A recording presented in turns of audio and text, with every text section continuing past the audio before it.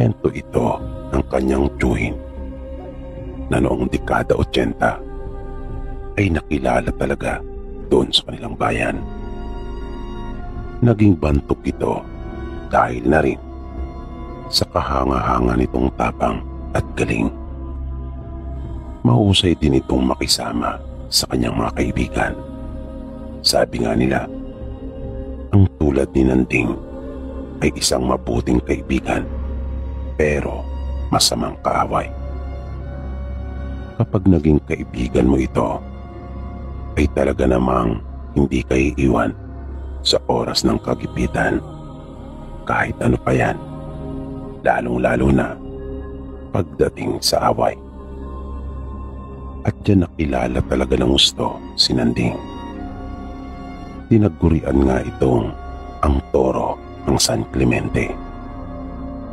Unang nakitaan ng tapang si Nanding noong bata pa ito at kasalukuyan nag-aaral pa sa elementarya. Kahit ang mga magulang niya ay hindi maipaliwanag kung bakit malapit ito sa gulo, na kapag naisip nila, para bang kakambal na yata iyon ng kanilang anak. Kahit nga si Nanding mismo ay nagtataka rin kung bakit kahit anong iwas niya ay talaga namang ang gulo pa mismo ang siyang lumalapit. At dito nga una niyang naipamalas ang tapang. Nang kurso na dahin sila ng kaklase niya at kababatang si Ipe. Kahit pa mas malalaki sa kanila yung kanilang mga nakaaway, ay talagang hindi nagpatalo sila Ipe, lalong-lalo na si Nanding, na madalas sabihin sa kanilang lugar noon na ito yung tipo ng tao na hindi talaga magpapautang. Ilang beses din siyang natumba dahil mas mapuwersa sa kanya ang mga ito.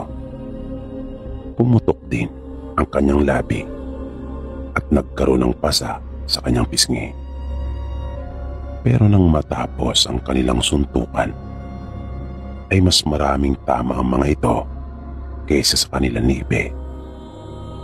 At hindi alam kung alin parte ng katawan ang una nilang hahawakan dahil sa sakit, na nang hindi na nga nila kinaya pa, ay nanakbo na ang mga ito. Dahil sa nangyaring iyon ay nakilala si Nanding sa kanilang paaralan. Humanga talaga sa kanya lahat ng nakakita sa nangyaring kanilang rambulan. Pero yung pangyayaring iyon din ang naging dahilan para mas lalo pa siyang pag-initan ng ibang mga mag-aaral doon sa kanilang paaralan. Dahil para iyong hamon sa kanila. Pero kahit anong gawin nila kay Nanding, ay hindi nila ito kayang mapatakbo. Hindi talaga sila nito inaatrasan. At sa huli, ay sila pa ang sumusuko. Dahil parang may natural na husay si Nanding sa pakikipaglaban. Pero dahil dito, ay hindi siya nakapagtapos ng kanyang pag-aaral. Kahit nga elementarya, ay hindi man lang niya natapos. Pagkat kahit saan siya magpunta, ay naroon din ang gulo. Di niya maintindihan kung bakit tila ba mainit ang dugo sa kanya ng ibang mga tao. Pero ang lahat ng dinanas niyang gulo ay pasimula lamang pala. Pagkat mayroon palang mangyayaring mas matindi pa na magpapabago talaga ang kanyang buhay. Napadpad sila Nanding noon sa isang bayan dahil sa naimbitahan siyang maging ninong ng anak ng isa nilang kaibigan. At inabutan na sila ng gabi doon sa handaan dahil napasarap ang kanilang inuman. Kasama niya pa rin noon ang kababata niyang si Ipe. Halos hindi na kasi ito humiwalay kay Nanding. Hindi kasi nito makalimutan yung unang araw na nakipagrambulan sila at humanga talaga siya sa kaibigan. Inalok sila nung kaibigan nilang nagpabinyag ng anak na doon na lang muna matulog sa kanila pagkat gabi na nga at malayo pa ang kanilang bahay. Pero hindi pumayag si Nanding. Kung may isang bagay kasi na ikaiinis mo sa kanya ay yung kapag ginusto nito ay gagawin talaga niya. Kaya kahit anong pilit nila na doon na lang matulog ay umuwi pa rin talaga ito, na napapailing na lang si Ipe sa kanyang kaibigan. Pero wala naman siyang magawa dahil sumusunod lang din naman siya dito. Kaya ginawa na lamang sila ng pang-ilaw ng kanilang kaibigan. Bote iyon ng gin na nilagyan ng petrolyo at tela. At iyon na ang nagsilbi nilang liwanag sa daan. Habang naglalakad ay panay ang pagkukwento ni Ipe, habang si Nanding naman ay tahimik lamang. Maya-maya nang papadaan na sila sa puno ng kawayan na nasa gilid lamang ng daan, ay bigla na lang humarang yung mga sanga noon at dahon. Kung kaya natigilan silang dalawa. At kaya pala tahimik lamang na naglalakad si Nanding at hindi umiimik sa kahit anong sabihin ni Ipe, ay nakakaramdam na pala ito ng hindi maganda. Agad na napahawak si Nanding sa kanyang likurang bulsa at kinapa ang kanyang balisong. Ngunit nang wala naman siyang nakitang naroon sa kanilang unahan at tanging mga sangat dahon lamang ng kawayan, ay hindi na niya iyon binunot ng tuluyan. Napatingala pa nga silang dalawa pero wala din silang nakita. Kung kaya nagpasya na muli silang lumakad. Pero hindi na talaga nagugustuhan ni Nanding yung kanyang nararamdaman. Para talaga kasing may kakaiba. Kaya tahimik lang siya naglakad at pinatalas pa ang kanyang pandinig at pakiramdam. Nang bigla na lang napailag si Nanding nang may maramdaman siya. Nakita niyang tumilapon si Ipe at bumagsak din sa lupa ang hawak nitong pang-ilaw. Buti na nga lang at hindi siya nabasag. Mabilis siyang nilapitan ni Nanding upang tulungan. Pero napansin niyang nawalan na ito ng malay. Nagtaka si Nanding kung ano kaya yung malakas na pwersang iyon na tumama sa kaibigan niya at naging dahilan para mawalan ito ng malay. Dinampot niya ang ilawan at inilawan ng paligid. Mabilis niya ring iginala ang kanyang mga mata.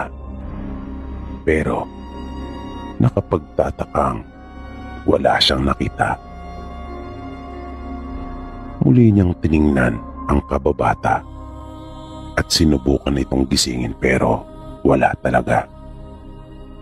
Tila ba mahimbing na ang pagkakatulog nito. Hanggang sa may napansin siyang papalapit sa kanila. Kung kaya, dahan-dahan niyang iniangat ang kanyang ulo. At nakita niya ang isang matandang lalaki. Ang haba ng buhok nito at puting-puti.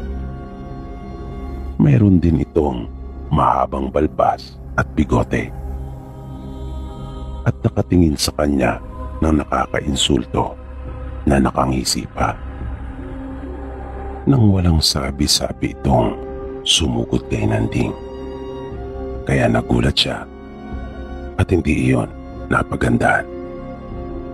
Pagkat hindi niya talaga inaasang gagawin iyon ng matanda.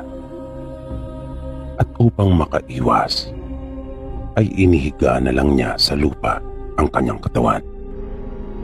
At nakita niyang lumampas sa kanya yung matanda. Nagtaka siya pagkat napakabilis nito, lalong-lalo na para sa kanyang edad. At nakita niyang muli na naman itong susugod, kung kaya dumapa naman siya. Pero laking gulat niya nang huminto ito sa kanyang tabi. At namalaya na lamang niyang nakaangat na siya sa lupa. Binuhat siya nito na para bang baliwala lang iyon sa matanda. Kaya namangha talaga si Nanding. Pero hindi niya nagustuhan ang sunod na ginawa nito, pagkat bigla siya nitong inihagis at gumulong talaga siya sa lupa. Kanya pa ngang nalasaan iyon, pagkat literal siyang napalik sa lupa dahil sa ginawa nung matanda sa kanya.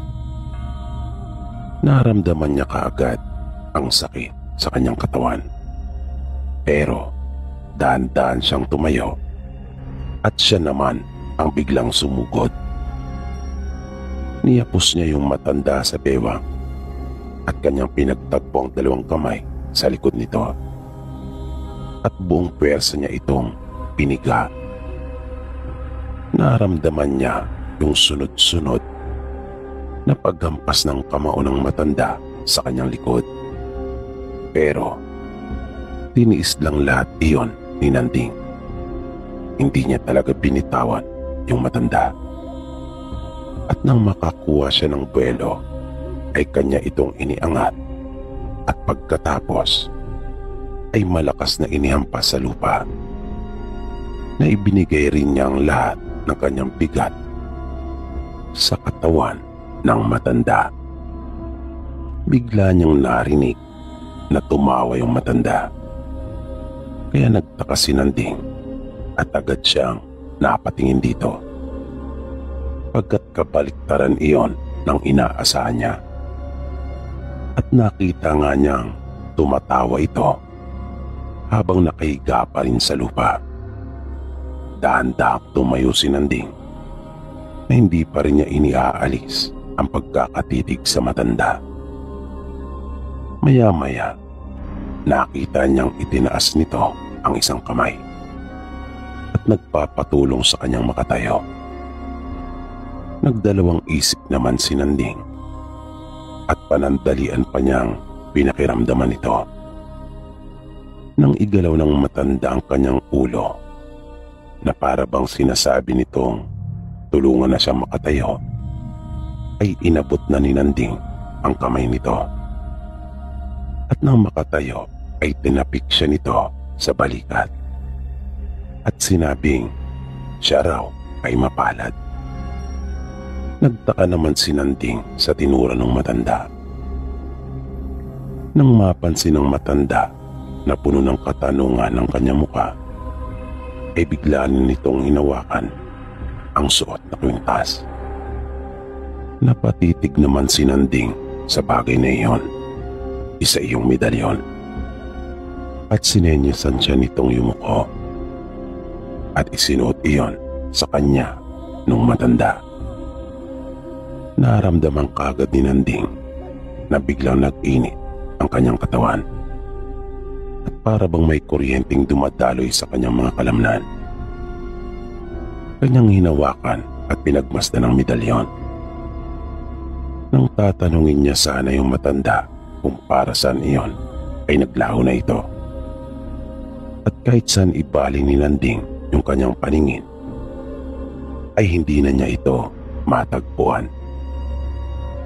Pero narinig niya ang isang boses na animoy nagmula sa isang yungib na sinasabing kanyang pakaingatan ang medalyon at gamitin lamang sa kabutihan. Matapos iyon, ay ipinailalim na niya ang medalyon sa suot na damit. At muling itinuon ni Nanding ang kanyang pansin sa kaibigang wala pa rin ng malay. Kanya itong ginising at At nang magkamalay na ito, ay nagtatakang sinabi kay Nanding kung ano raw ang kanyang ginagawa roon. Nang tinutukoy niya ay bakit raw siya nakahiga sa lupa. Tinanong pa siya ni Nanding kung mayroon ba siyang natatandaan. Ang sabi naman nito, natatandaan niyang sila ay naglalakad ng pauwi. Maliban doon ay wala na. Napatango na lang si Nanding at tinulungan na itong makatayo. Sinimulan na uli nilang maglakad.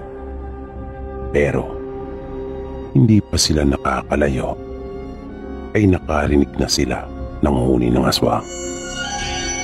Natigilan silang dalawa at napatingin sa paligid pagkat alam nila ang huni na iyon.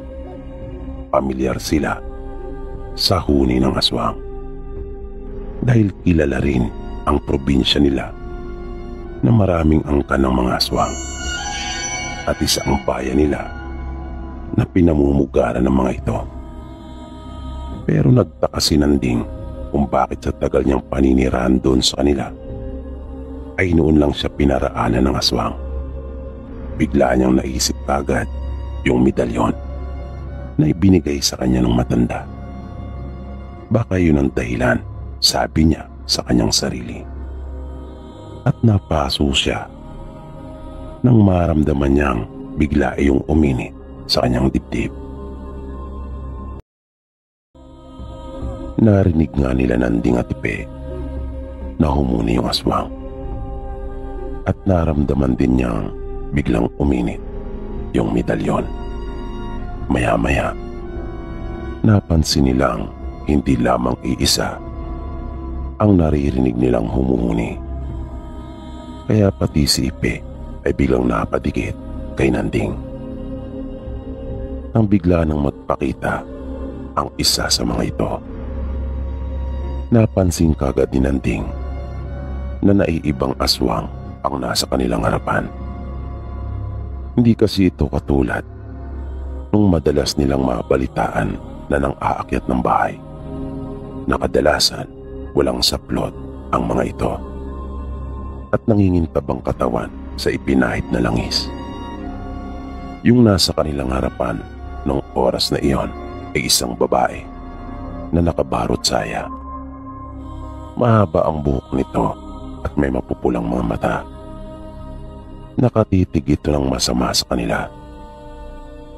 Kaputla din ang kanyang mukha pero nangingitim ang palibot ang kanyang mga mata. Maya-maya pa ay bigla itong umangil at nakita nila ang matutulis nitong mga ngipin na bahagyang nakausli. Kung kaya pala medyo mahaba ang uso nito. At bigla nitong iniangat ang kanyang dalawang kamay na para bang ipinagmamalaki ang mahaba niyang mga kuko. Dahan-dahan namang kinapa ni Nanding ang kanyang balisong. At nang mahawakan iyon ay agad nang binuksan. Umahanap lang ng tiyempo yung babae. Alam ni Nanding na anumang sandali ay susugod na ito. At biglang naagaw ang kanyang atensyon nang may isa pang aswang na tumapo naman sa puno. Napatras pa silang dalawa nang makita ang nakakatakot nitong anyo. Nakabuwag hanggang buhok nito na nagtatayuan at tulad sa babae ay may mahaba din itong mga ngipin. Napansin nila na matindi na itong naglalaway habang nakatitig sa kanila ng pailalim. Nasinamantala naman ng babae ang pagkakataon na iyon upang suguri na sila Nanding. Kung kaya, nang mapansin niya ito ay halos mahigit isang dipa na lang ang layo ng babae mula sa kanila. At bago pa magawang makaiwas ni Nanding ay huli na. Nakita niya ang matutulis na mga ngipin nito at handa na siyang sakmalin. Kung kaya, wala na siyang nagawa pa kundi ang iangat na lang ang isa niyang braso upang gawing panangga. Naramdaman ni Nanding yung mga ngipin ng babae nang kagatin siya nito. Pero kasabay noon ay inundayan niya rin ito ng saksak. Nakita niyang nagulat yung babae at nanlaki ang mga mata na agad bumitaw sa braso ni Nanding.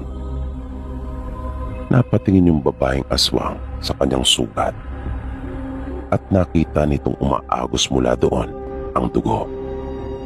Napasigaw naman yung isa na nasa puno at galit na galit. Hinawakan ng babae yung kanyang sugat at mabilis na lumayo. Hindi naman na ito sinundan pa ni Nanding. Pero bigla siyang tinalon ng aswang na nasa itaas. Buti na lang at mabilis niya iyong nailagan. Iniba ni Nanding ang kanyang pagkakahawak sa balisong. At nang makita niyang susuguri na siyang muli ng aswang, ay mabilis niyang iniangat ang kanyang kamay na may hawak na patalim. Tamang-tama namang parating na yung aswang at nakabuka na ang malaking bibig nito. Ibinigay muli ni Nanding ang kanan niyang braso at iyon ang kinagat ng lalaki. Kasabay noon ay itinarak naman ni Nanding ang kanyang balisong sa balikat ng aswang malapit sa may leeg. Agad na tumilamsik ang dugo nito. Idiniin pa ni Nanding ang kanyang braso sa bibig ng aswang. At habang patuloy siyang kinakagat nito, ay ilang beses din niyang inulit ang pagtarak ng kanyang patalim hanggang sa dahan-dahan na itong bumitaw at parang troso na bumagsak na lang sa lupa. Napasigaw yung babaeng aswang. Napansin ni Nanding na gusto nitong lapitan yung aswang na mandusay pero nagdalawang isip ito at sa halip ay nagmamadali na lang na tumakas. Nang tingnan ni Nanding yung kanan niyang braso, ay naroon pa ang mga marka ng kanilang kagat, pero wala yung sugat. Kaya namangha si Nanding sa kanyang nakita. Naisip niya kaagad ang medalyon na ibinigay sa kanya ng matanda. Pati si Ipe ay hindi makapaniwala dahil nakita nito kung paano sinakmal si Nanding nung dalawang aswang. Kaya hinawakan pa niya ang braso ng kanyang kaibigan at sinuri. Nagtataka itong napakamot sa kanyang ulo dahil sa talas ng ngipin ng mga aswang na iyon ay siguradong babaon ang kanilang mga ngipin at kayang-kaya talagang pumunit ng balat at baka nga malaking bahagi pa ng laman ang kayang maalis mula sa braso ni Nanding. Pero walang nakitang sugat si Ipe. Kahit panay ang pagtatanong ni Ipe sa kanya, ay wala siyang isinagot dito. Sinabi lang ni Nanding na hindi rin niya alam, pagkat ayaw niyang banggitin ang tungkol sa medalyon sa kanyang kaibigan. Bago nila nilisan ang lugar, ay hinila nila yung bangkay ng lalaki papunta sa may malalim na bahagi sa gilid ng daan. Nilagyan nila iyon ng mga tuyong dahon ng nyog at sanga. Pagkatapos ay binuhusan nila ng kaunting petrolyo at sinindihan. Mabilis yung naglagablab at nagliwanag bigla ang paligid. Matapos nilang gawin iyon ay umalis na sila at naglakad ng pauwi. Habang nasa daan ay pilit pa rin binabalik-balikan ni Ipe yung mga nangyari. Nang sumunod na araw, habang naroon si Nanding na nakaupo sa labas ng kanilang bahay, ay bigla siyang may naisip. Pumasok siyang sandali at paglabas ay may hawak na siyang itak. Naupo siyang muli sa bangko at tinugot ang itak mula sa lalagyan nito. huminga siya ng malalim at pagkatapos ay tinaga niya yung kanyang braso. Nakita niya nagkaroon iyon ng guhit. Bumakat yung itak pero hindi siya nasugatan. Ilang beses niya yung inulit at natuwa siya sa naging resulta. Sinubukan naman niyang hiwain ang kanyang braso pero hindi pa rin tumalab yung itak. Dahil doon ay inilabas niya yung kanyang medalyon at pinagmasdan niyong mabuti. At nagpasalamat na naapa sa kanya iyon. Makalipas ang ilang araw, nayaya naman si Ipe sa isang handaan. Kaya kanyang isinama si Nanding. Bali sa kabilang baryo lang ito. Pasado 2:00 na nang dumating sila. At naabutan pa nila yung ibang taong nagkakainan, habang yung iba naman ay mga nag-iinuman na. Pinakain muna silang dalawa nung may bahay. Habang kumakain sila, ay nakita ni Ipe yung kakilala niyang nag-imbita sa kanya doon. Nagkawayan silang dalawa at sinenyasan siya nito na pagkatapos silang kumain ay pumunta sa kanilang umpukan upang doon sa kanila makipag-inuman. Tumango naman si Ipe. Si Nanding naman ay panay ang tango sa bawat taong nakakakilala sa kanya at bumabati. Nang makatapos na silang dalawa, ay nagpunta sila doon sa kakilala ni Ipe at pinaupo sila ng mga ito. Pagkaupo ay tinagayan na sila ng tanggero. Hindi naman tumanggi si Ipe pero si Nanding ay sinabing maya-maya na, pagkat magpapababa lang muna siya ng kinain. Maya-maya ay may biglang lumapit na isang lalaki at kinuha yung pulutan na naroon sa mesa at pinalitan ng iba. Hindi naman yun masyadong binigyan ng pansin ni Nanding, pero pinapakiramdaman niya yung kanilang mga kaharap sa inuman dahil naramdaman niyang uminit yung kanyang medalyon. Unti-unti na rin kasing naiintindihan ni Nanding yung anting na suot niya, na kapag iyon ay uminit, ang ibig sabihin ay may nagbabadyang panganib. Kaya tahimik lang siyang nakiramdam. Ngumingiti siya sa mga nakakatawang sinasabi at nakikinig din siya sa bawat nagsasalita. Pero minamatyagan niya silang lahat hanggang sa alukin siya ng isa nilang kainuman ng bagong pulutan na inilapag. Tumanggi naman si Nanding at sinabing siya ay busog pa. Makala ng ilang sandali ay inalok siyang muli nito. Kanya daw tikman pagkat masarap iyon. Pero muling tumanggi si Nanding.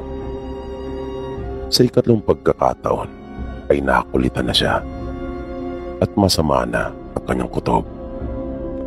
Pero pinagbigyan niya ito at nagulat siya ng kanya itong malasahan para iyong panis na pagkain. Pero ayaw niyang ipahalata na may napapansin na siya, kung kaya nagkunyari siya na kanya iyong nilunok. Pero pinanatili lang niya iyon sa gilid ng kanyang bibig.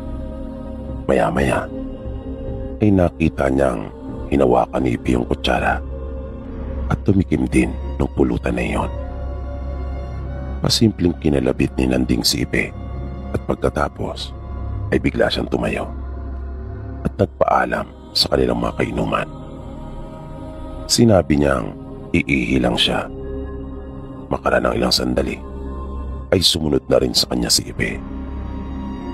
Naabutan niya si Nanding na umiihi. Tinanong siya nito kung ano yung lasa ng pulutan.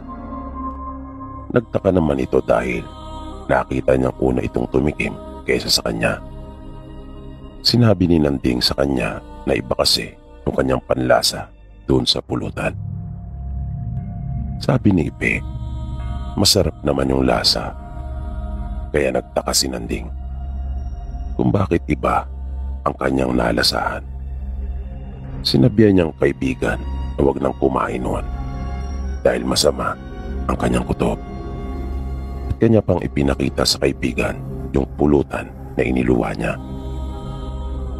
Pagbalik nila doon ay hindi na nga muling kumain si Ipe ng pulutan na iyon. Kahit anong pilit sa kanila ay hindi na talaga sila kumuha. Maya-maya, inabutan na si Nanding ng baso na may lamang alak nung lalaking pumipilit sa kanya na kumain ng pulutan. Pag-abot ni Nanding sa baso ay bigla iyong kumulo at bumula. Umawas yung bigla at maya-maya pa'y bigla na lang pumutok ang baso. Nagulat ang lahat na nakarinig at nakakita noon. Lalong-lalo na yung lalaki na nag-abot kay Nanding.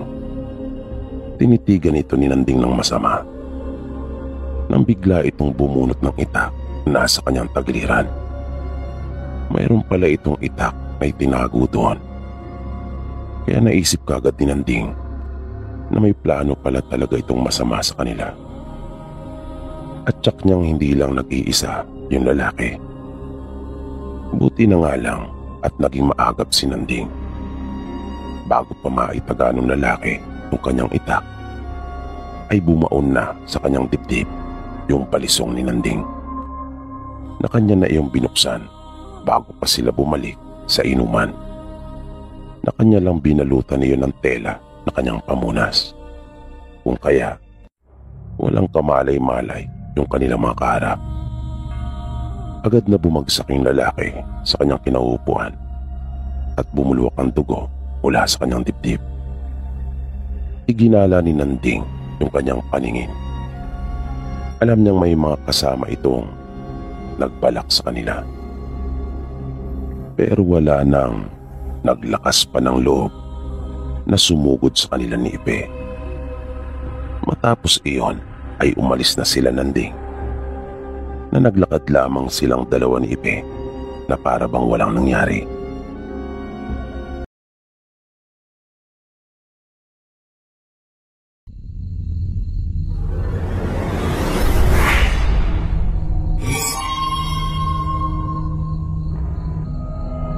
Minsan, bigla na lang nagkagulo sa kanilang paaralan at mabilis na kumalat ang balita. Kung kaya, marami sa mga estudyante ang lumabas ng kani-kanilang mga silid at sinubukang makiusyoso. Nakita ni Virgie na maraming mga tao ang naroon sa may pintuan ng tanggapan ng kanilang punong guro. Naroon ang ilang mga guro, mga tagapaglinis at mga mag-aaral.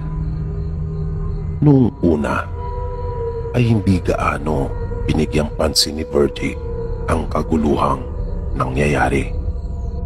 Nakontento na rin siya na nakatingin sa mga taong nagkukumpulan doon sa tanggapan ng punong guro.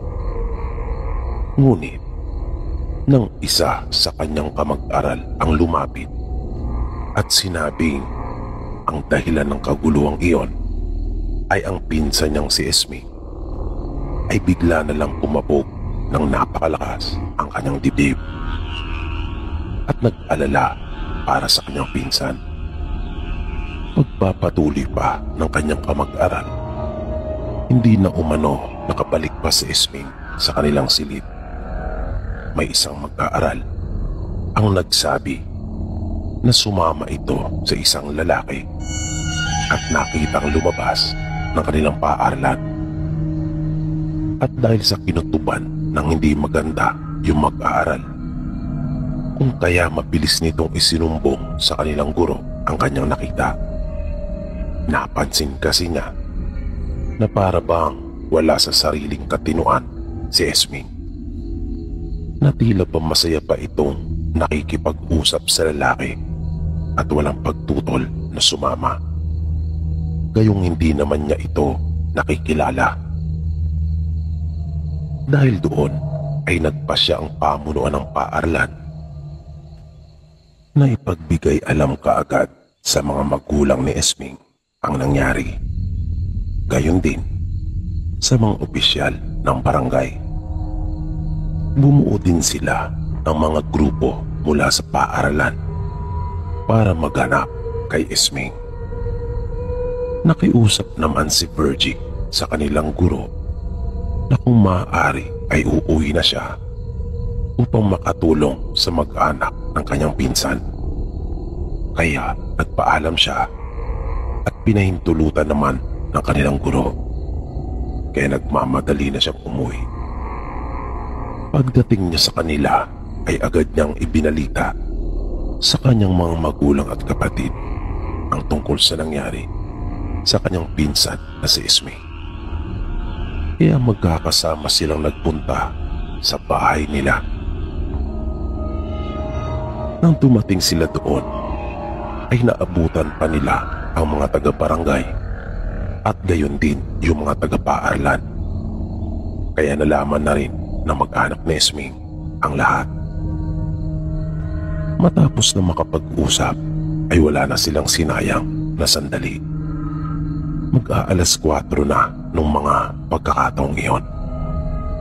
At gamit ang mga impormasyong isinalaysay nung mag-aaral na siyang nakakita, ay sinundan lang nila yung tinahak na daan nila Esming.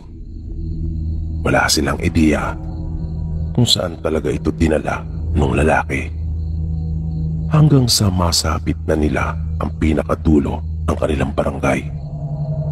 Sa pagkakataong iyon, ay nagpasya na silang maghiwa-hiwalay. Nagmadali sila pagkatabang lumilipas ang oras, ay mas lumalaki ang tsansa at posibilidad na tuluyan ng mapahamak ang dalagita. At papalubog na rin ang araw ng mga oras na iyon. Kung kaya, makakadagdag iyon ng sagapal sa kanilang ginagawang paghahanap. Bagaman mga nakahanda naman sila at may dala ng mga ilawan. Si Virgie at ang kanyang mag-anak ay may kasamang 3 tanod na bawang kaibigan at kumpare pa ng kanyang ama. Habang nasa daan sila, ay naririnig ni Virgie ang kanilang pagkukwentuhan. Ayon sa isang tanod, may masama umano siyang kutob na baka aswang ang tumangay kay Esming. Pagkukwento pa nito, nung nagdaang gabi kasi ay mayroon na silang hinabol na sa palagay nila ay isang aswang. Dahil doon ay lalong kinabahan si Virgie.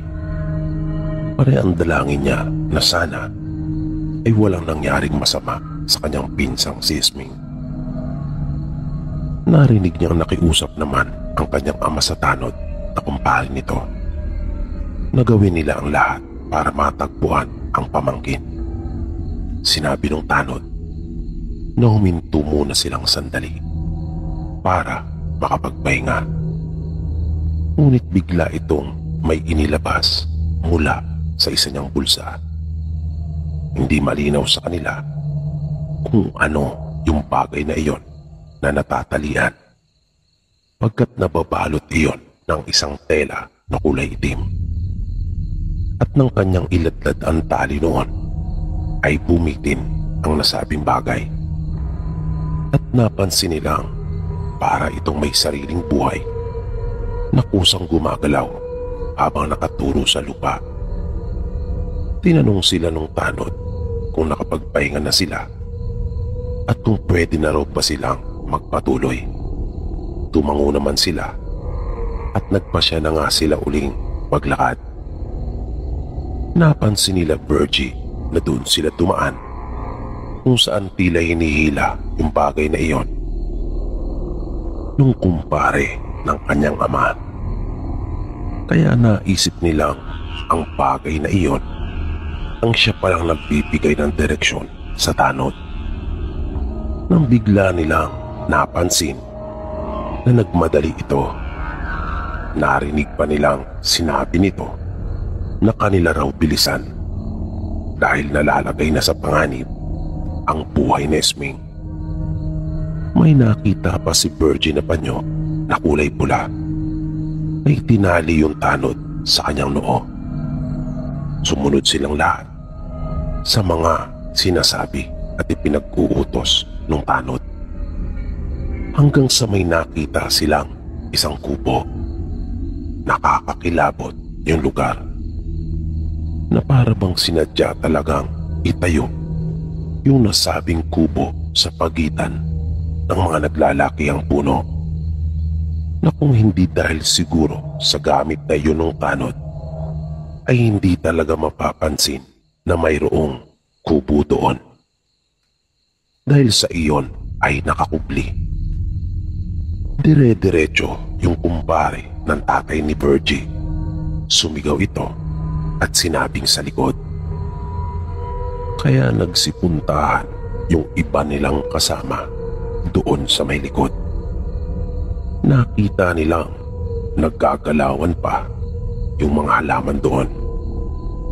Sinubukan pa nilang sundan iyon sa masukal na bahagi pero hindi na nila naabutan pa. Ang tangi na lamang nilang narinig ay isang malakas na pagpagaspas na tila ba may malaking ibon na lumipad, at wala na silang nakitang ano paman. Sila Virgie naman ay kinilabutan sa kanilang nasaksihan. Mabilis silang naghagilap ng kahit anong bagay na maaaring maipantakip pansamantala sa hubad na katawan ni Esming na nakabuyang-yang sa ibabaw ng mesang yari sa kawayan. At nang kanilang makita yung damit nito ay kanila na itong pinasuotan. Sabi nung tanod, walang dudang aswang umano ang may gawa. Pagkat nakita pa niya ito bago tumakas, nasisimulan na sanang sugatan si Esming nang upang malaba na. Buti na lang daw at naging maagap sila, kung kaya kanila pang naabutan. Kung nahuli lamang daw sila kahit na ilang saglit, ay siguradong di na nila aabutan pang buhay ang dalagita. Bago nila nilisan yung buhok na iyon, ay kanilang sinunog ang nasabing kubo. Na napansin ni Virgie na may maikling seremonya pang ginagawa yung tanod ng kanilang sunugin niyon. Makalipas ang ilang araw ay nalaman nilang hindi naman pinagsamantalahan si Esming. Ayon pa sa dalagita, ang sumundo sa kanya sa paaralan ay ang kanyang ama, kung kaya siya ay sumama. At yung dinaraanan nila ay daan din umano papunta sa kanilang bahay. Nasabi nung tanod nang makausap ng kanilang mag-anak ay aswang nga talaga ang siyang may gawa, na may kakayahan umanong makapambulag at marunong ding manggaya. Matapos naman ang pangyayaring iyon ay hindi na naulit pa ang insidente. Naging maingat na rin ang mga taga roon sa kanila, na matagal naging usap-usapan ang pangyayaring iyon doon sa kanilang lugar.